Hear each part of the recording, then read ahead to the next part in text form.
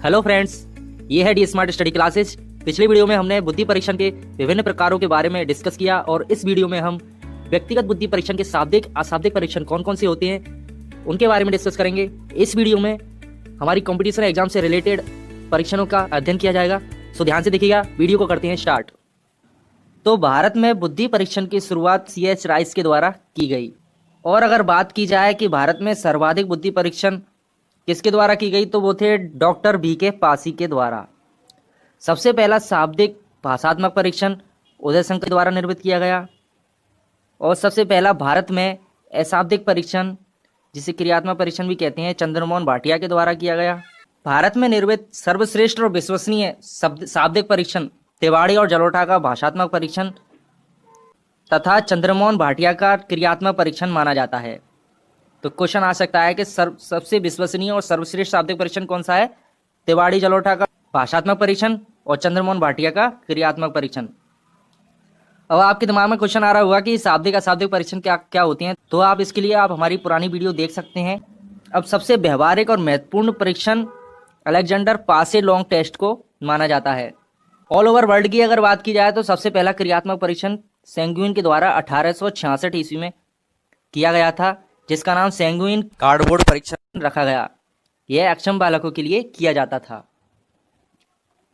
अब व्यक्तिगत शाब्दिक परीक्षण को याद करने के लिए आपको बस एक लाइन याद करनी है, वो है स्टेन साइमन बिना बैचलर वैल्यू बतख समान।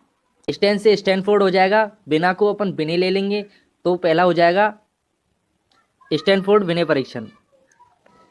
साइमन के साथ में विनय ले लेंगे तो विनय साइमन बुद्धि परीक्षण।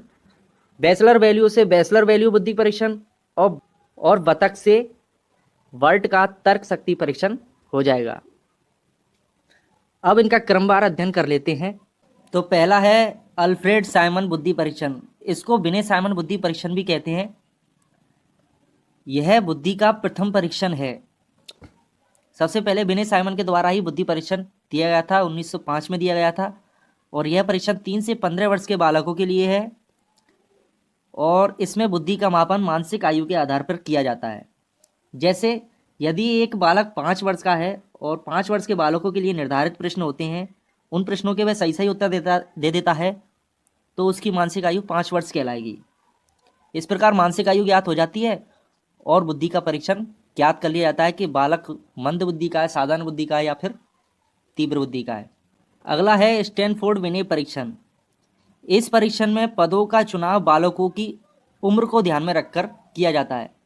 जो पिछला परीक्षण था विनय साइमन परीक्षण, उसकी एक कमी थी कि उसमें पदों का चुनाव सही ढंग से नहीं किया गया था, तो उसका मानसिक परीक्षण सही ढंग से नहीं हो पाता था। इसमें इस कमी को दूर किया गया और पदों का चुनाव बालकों की उम्र को ध्यान में रखकर किया गया। इसमें सभी प्रश्न मौखिक ढंग से पूछे जाते हैं। पहले इसमें 30 प्रश्न थे जो 1911 में 54 कर दिए गए। इसमें 13 से 15 वर्ष के बालकों के बुद्धि का मापन किया जाता है। अगला है बैचलर वैल्यू बुद्धि परीक्षण। बैचलर न्यूयॉर्क में बेलेव्यू अस्पताल में मनोचिकित्सक थे। उन्होंने 2 प्रकार के परीक्षण बनाए, बच्चों के लिए 1949 में और वयस्कों के लिए 1939 में। बैचलर का वयस्क परीक्षण 10 से 60 वर्ष के व्यक्तियों के बुद्धि मापने के लिए प्रयुक्त होता है। इस परीक्षण का मापदंड बिंदु मापदंड है। जो पुराने परीक्षण थे वो मानसिक आयु पर बेस्ड थे और ये वाला परीक्षण बिंदु मापदंड पर बेस्ड है। 5 से 15 वर्ष के बालकों के लिए भी है। इसमें एक बात ध्यान देने की है कि इसको मिश्रित परीक्षण भी कहते हैं, क्योंकि इसमें शाब्दिक और अशाब्दिक दोनों परीक्षण शामिल किए जाते हैं। इसको हल करने के लिए 45 मिनट का समय दिया जाता है। अगला व्यक्तिगत शाब्दिक परीक्षण है बर्ट के तर्क शक्ति परीक्षण। बर्ट के अनुसार जो प्रश्न है वो मौखिक रूप से दिए जाने चाहिए और व्यक्तिगत रूप से दिए जाने चाहिए, मतलब किसी एक व्यक्ति की इसमें परीक्षण किए जाने चाहिए। इस परीक्षण में कुल 50 प्रश्न है और ये ध्यान देने की बात है कि ये मंद बुद्धि बालकों का पता लगाने के लिए इसका परीक्षण किया जाता है। श्रेष्ठ विद्यार्थियों एवं उच्च कक्षाओं के विद्यार्थियों के लिए यह उपयुक्त नहीं है, यानी कि केवल छोटे बालकों का ही इस परीक्षण के द्वारा बुद्धि परीक्षण किया जा सकता है।